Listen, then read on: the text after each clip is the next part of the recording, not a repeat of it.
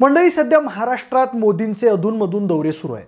मागच्या काही दिवसांपूर्वी मोदींनी नाशिकच्या काळाराम मंदिरातही हजेरी लावली आणि तेव्हापासून नाशिक आणि दिंडोरी लोकसभा मतदारसंघात निवडणुकांच्या दृष्टीने हालचाली वाढल्यात. त्यापैकी नाशिक लोकसभेत यंदा कोणाची हवा आहे त्याचा आपण आढावा घेतलाय. आज आपण दिंडोरी लोकसभा मतदारसंघात नेमकं वारं कोणाच्या दिशेने वाहतंय याची माहिती घेणार आहे. सध्या तिथं भाजपच्या भारती पवार या विद्यमान खासदार आहेत, पण त्यांच्या समोर आता माजी आमदार अनिल कदम, अजितदादा गटाच्या जयश्री पवार, नरहरी झिरवळ, शरद पवार गटाचे भास्कर भगरे यांचं तगडं आव्हान आहे. त्यामुळे यंदाची निवडणूक भारती पवारांना जड जाणार असं म्हटलं जात आहे. मग आता तिथं कुणाची किती ताकद आहे आणि कोण होईल दिंडोरी लोकसभा मतदारसंघाचा पुढचा खासदार याचाच घेतलेला हा सविस्तर आढावा. नमस्कार, मी प्रथमेश आणि तुम्हाला तर माहिती आहे आपला विषयच भारी. मंडळी, 2008 साली झालेल्या पुनर्रचनेत दिंडोरी लोकसभा मतदारसंघ निर्माण झाला. त्यावेळी मालेगाव लोकसभा मतदारसंघाचा काही भाग हा धुळे लोकसभा मतदारसंघात आणि उर्वरित भाग हा दिंडोरी या नवीन लोकसभा मतदारसंघात आला. या मतदारसंघात आदिवासींचं प्रमाण जास्त आहे, त्यामुळे हा मतदारसंघ अनुसूचित जमातीसाठी राखीव आहे. 2009 पासून मतदारसंघाची पुनर्रचना झाल्यानंतर लोकसभा निवडणुकीत भाजपनंच दिंडोरीतून विजय मिळवलाय. त्यातच मूळचे राष्ट्रवादीचे असलेले हरिश्चंद्र चव्हाण यांनी तर भाजपात प्रवेश केला आणि लोकसभा निवडणूक लढवली. त्यांनी 2004, 2009 आणि 2014 असा सलग 3 वर्ष भाजपचा गड राखलाय. जाणकारांच्या मते त्यांना तिथं राष्ट्रवादीच्या पार्श्वभूमीचा फायदा झाला. त्याशिवाय एकसंध शिवसेनेची ही ताकद त्यांच्या पाठीशी होती. दरम्यान 2019ला मात्र कुणाच्या ध्यानीमणी नसताना राष्ट्रवादीच्या डॉक्टर भारती पवार यांना भाजपात घेऊन उमेदवारी देण्यात आली. 2019च्या या लोकसभा निवडणुकीत डॉक्टर भारती पवार यांना 5,67,470 मतं मिळाली, तर राष्ट्रवादीचे उमेदवार धनराज महाले यांना 3,68,691 मतं मिळाली. पुढे भारती पवार यांना केंद्रीय आरोग्य खात्याच्या राज्यमंत्री पदाची जबाबदारी सुद्धा मिळाली. त्यामुळं दिंडोरी लोकसभा मतदारसंघाकडे सत्ताधारी आणि विरोधकांचं चांगलंच लक्ष आहे. सध्या विनिंग सीट असल्यामुळं माहितीकडून भाजपनंच दिंडोरी लोकसभा मतदारसंघावर दावा ठोकलाय. पण दिंडोरीत भाजपनंतर राष्ट्रवादीची ताकद जास्त आहे आणि त्यामुळं अजितदादा सुद्धा दिंडोरीची जागा लढवण्यास इच्छुक असल्याच्या चर्चा आहेत.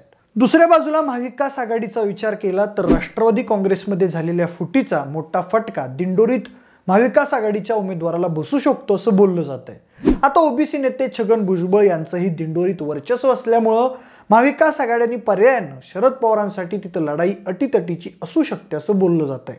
पण तरीही राष्ट्रवादीचा मूळ केडर कांदा निर्यात प्रश्नावरून, शेतकऱ्यांमध्ये वाढलेली मोदी सरकारबद्दलची धुसफूस आणि मराठा आरक्षणाच्या मुद्द्यावरून मराठा समाजात भुजबळांप्रती तयार झालेला रोष याचा योग्य फायदा उठवला तर मवियाच्या उमेदवाराला तिथं फायदा होऊ शकतो अशी खात्री शरद पवारांना आहे. म्हणूनच त्यांनी दिंडोरी लोकसभेसाठी कंबर कसल्याचं कळत आहे.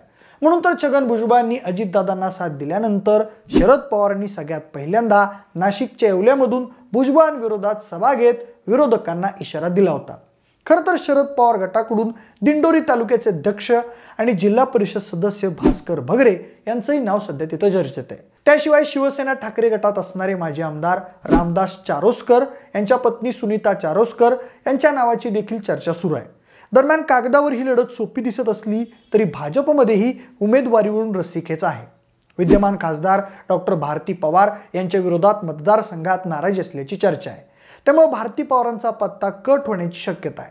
तर भाजपचे माजी खासदार हरिश्चंद्र चव्हाण हे देखील सक्रिय झाले असून ते देखील उमेदवारीवर दावा करू शकतात असं बोललं जात आहे. तर नाशिकच्या माजी महापौर रंजना भानसी या देखील उमेदवारीवर दावा ठोकू शकतात. त्यांचे वडील कचरू भाऊ राऊत हे मालेगाव लोकसभेतून निवडून गेले होते. दिंडोरी हे त्यांचे माहेर आहे, त्यामुळे लोकसभेत त्यांना त्याचा फायदा होईल असा कयास बांधला जातोय. तर अजितदादा गटाचे आमदार नितीन पवार यांच्या पत्नी जयश्री पवार या सुद्धा दिंडोरी लोकसभेसाठी इच्छुक असल्याच्या चर्चा आहेत. पण सगळा खेळ जागा वाटपावर अवलंबून आहे. त्यामुळे आता दिंडोरी लोकसभा मतदारसंघातील विधानसभा मतदारसंघांचा आढावा घेऊन नेमकी कुणाची किती ताकद आहे ते आपण समजावून घेऊयात. दिंडोरी लोकसभा मतदारसंघात नांदगाव, कळवण, चांदवड, येवला, निफाड आणि दिंडोरी हे 6 विधानसभा मतदारसंघ येत आहेत. त्यापैकी पहिला विधानसभा मतदारसंघ आहे येवला. सध्या तिथं अजितदादा गटाचे छगन भुजबळ हे विद्यमान आमदार आहेत. 2004 पासून छगन भुजबळ सातत्यानं येवला मतदारसंघाचं प्रतिनिधित्व करतायत. येवला विधानसभा आणि एकूणच नाशिक जिल्ह्याचा विचार केला तर भुजबळ तिथं खूप स्ट्रॉंग आहेत. त्यात मागच्या काही काळात त्यांनी जरांगे पाटलांच्या विरोधी भूमिका घेऊन ओबीसींची बाजू लावून धरल्यामुळं राज्यातले सर्वात मोठे ओबीसी नेते अशी त्यांची छबी तयार झालेली आहे. त्यामुळं छगन भुजबळ त्यांच्या मर्जीतला उमेदवार इथून मैदानात उतरवण्यासाठी नक्कीच प्रयत्न करतील. पण आता भुजबळांच्या मराठा आरक्षण विरोधी भूमिकेमुळं तिथला स्थानिक मराठा समाज नाराज असल्याचं चित्र आहे. ती नाराजी लक्षात घेता महायुतीकडून भाजपच दिंडोरीच्या जागेवर आपला दावा ठोकून पुन्हा एकदा विद्यमान खासदार भारती पवार यांना संधी देईल हे जवळपास कन्फर्म आहे. त्यावेळी मग छगन भुजबळ यांना महायुतीच्या उमेदवाराला पाठिंबा देण्यावाचून पर्याय नसेल. पण दुसऱ्या बाजूला अजितदादा गटाच्या जयश्री पवार यांनी इथं लोकसभा लढवण्याची इच्छा बोलून दाखवली आहे. तशावेळी भुजबळांची कोंडी होऊ शकते, पण जागा वाटपानंतर तो तिढा सुटेल असं बोललं जात आहे. पण दुसऱ्या बाजूला तिथं छगन भुजबळ यांच्याबद्दल असलेल्या नाराजीचा फायदा मात्र महाविकास आघाडीच्या उमेदवाराला मिळेल असं जाणकारांचं मत आहे. कारण मराठा विरुद्ध ओबीसीच्या मुद्द्यावर सध्या नाशिक आणि दिंडोरीमधलं स्थानिक लेवलचं राजकारण पूर्णपणे बदलून गेलंय. अर्थात मोदींच्या नाशिक दौऱ्यानंतर अजून इथून काय सूत्र हलतायत का हे नक्कीच पाहावं लागेल. दुसरा विधानसभा मतदारसंघ आहे नांदगाव. सध्या तिथं शिंदे गटाचे सुहास कांदे विद्यमान आमदार आहेत. तसं पाहिलं तर मागील 10 वर्षात राष्ट्रवादीचा बालेकिल्ला म्हणून नांदगावची ओळख होती.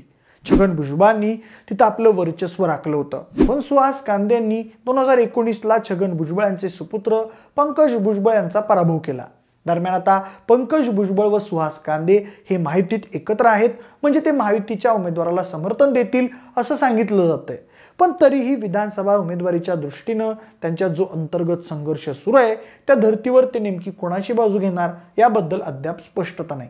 त्यामुळं त्यांच्यातील अंतर्गत वादाचा फायदा महाविकास आघाडीच्या उमेदवाराला इथं होऊ शकतो असं राजकीय विश्लेषकांना वाटतंय. दुसऱ्या बाजूला सुहास कांदे यांनी वेळोवेळी त्यांच्याच सरकारवर नाराजी व्यक्त केलेली आहे. त्यामुळं आगामी काळात जर त्यांनी विधानसभेचा विचार करून ठाकरे किंवा शरद पवार गटाची वाट धरली तर नवल वाटायला नको. तिसरा विधानसभा मतदारसंघ आहे कळवण. तिथं सध्या अजितदादा गटाचे नितीन पवार हे विद्यमान आमदार आहेत आणि ते सुद्धा महायुतीच्या भारती पवारांना सपोर्ट करतील असं वरकरणी बोललं जात असलं तरी त्यांच्या पत्नी जयश्री पवार यांची सुद्धा लोकसभा निवडणूक लढवण्याची इच्छा आहे. मग अशावेळी नितीन पवार नेमकी काय भूमिका घेणार हा तिथं चर्चेचा विषय आहे.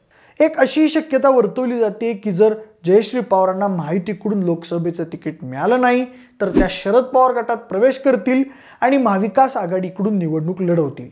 तसं झालं तर महायुतीच्या उमेदवारासाठी ही निवडणूक खूप टफ होऊ शकते. पुढं चौथा विधानसभा मतदारसंघ आहे निफाड. तिथं सध्या अजित पवार गटाचे दिलीप बनकर हे विद्यमान आमदार आहेत. त्यांनी माजी आमदार अनिल कदम यांचा पराभव केला होता. निफाडमधलं स्थानिक राजकारण बऱ्यापैकी कांदा प्रश्नावर अवलंबून आहे, कारण लासलगाव हे कांद्याचं सर्वात मोठं मार्केट याच मतदारसंघात आहे. त्यामुळं कांद्याच्या भावावरून तिथल्या आमदारांचं भवितव्य ठरतं असं तिथले स्थानिक लोक सांगतात. सध्या मोदी सरकारच्या कांदा निर्यात धोरणावरून तिथला शेतकरी नाराज आहे आणि त्यामुळं दिलीप बनकर हे चिंतेत आहेत. त्यामुळं आगामी काळात त्यांनी शरद पवार गटात उडी मारली तर नवल वाटायला नको. पण दुसऱ्या बाजूला तिथे ठाकरे गटाचे अनिल कदम यांनी ही कंबर कसलेली आहे. ते सुद्धा दिंडोरी लोकसभा निवडणूक लढवण्याची तयारी करतायत. आता एकूणच नाराज शेतकरी वर्गाचा कल पाहता मोदींच्या चेहऱ्यावर निवडणूक लढणाऱ्या महायुतीच्या उमेदवाराला तिथे किती फायदा होईल हे पाहणं औत्सुक्याचं ठरणार आहे. त्यानंतर पाचवा विधानसभा मतदारसंघ आहे दिंडोरी. 1967 पासून शेड्यूल ट्राईब्ससाठी हा मतदारसंघ राखीव आहे. सध्या तिथं अजित पवार गटाचे नरहरी झिरवळ हे विद्यमान आमदार आहेत. तसंच भाजपच्या विद्यमान खासदार भारती पवार यांचं ते होमटाऊन आहे. 2009 साली नरहरी झिरवळांनी दिंडोरी लोकसभा निवडणूक लढवली होती, पण भाजपच्या हरिश्चंद्र चव्हाण यांनी त्यांचा दारुण पराभव केला होता. ती सल नरहरी झिरवळ यांच्या मनात आजही कायम आहे. त्यामुळे स्वतः झिरवळच यंदा दिंडोरीतून अजितदादा गटाचे उमेदवार असतील असं बोललं जात होतं. पण सध्या भाजप आणि अजितदादा गट महायुतीत एकत्र असल्यामुळं झिरवळ यांची गोची झाली आहे. पण त्या मतदारसंघात नरहरी झिरवळ यांचा प्रभाव चांगला आहे आणि ते महायुतीच्या उमेदवारामागे आपली ताकद उभी करतील हे फिक्स आहे. आता सर्वात शेवटचा विधानसभा मतदारसंघ आहे चांदवड. सध्या तिथं भाजपचे राहुल आहेर विद्यमान आमदार आहेत. 2014ला राहुल आहेर यांनीच तिथं भाजपचं कमळ फुलवलं होतं. राहुल आहेर यांनी तिथं भाजपचा दबदबा राखलेला आहे. ते नक्कीच भाजप आणि पर्यायानं महायुतीच्या उमेदवाराला लोकसभेसाठी ताकद पुरवतील असं बोललं जात आहे. तर एकूण संख्याबळ पाहता दिंडोरीत माहितीची ताकद जास्त दिसत असली तरी रखडलेला कांदा प्रश्न, मराठा आरक्षणावरून विद्यमान सरकार विरोधी पेटलेलं राजकारण आणि भारती पवार यांच्याबद्दल मतदारसंघात पसरलेली नाराजी याचा फायदा नक्कीच महाविकास आघाडीच्या उमेदवाराला इथं होऊ शकतो असं बोललं जात आहे। पण तरीही भाजप गेल्या 3 टर्म तिथं जिंकून येतंय ही गोष्ट विसरून चालणार नाही। आता नुकत्याच आलेल्या बातमीनुसार महाविकास आघाडीत दिंडोरीची जागा शरद पवार गटाला सोडून ठाकरे गट नाशिक लोकसभा लढवणार आहे।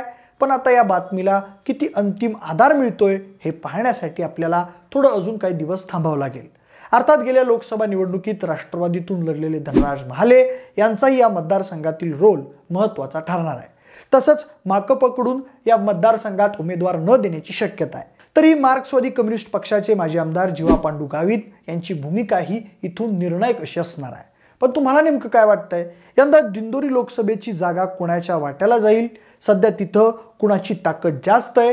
कोण होऊ शकतो दिंडोरीचा पुढील खासदार? भारती पवार, जयश्री पवार, अनिल कदम, नरहरी झिरवळ की मग भास्कर भगरे? तुमची मतं आम्हाला कमेंट करून नक्की सांगा। जर हा व्हिडिओ आवडला असेल तर लाईक आणि शेअर करा। सोबतच आपल्या विशेष बारी या YouTube चॅनलला देखील सबस्क्राईब करायला विसरू नका। धन्यवाद।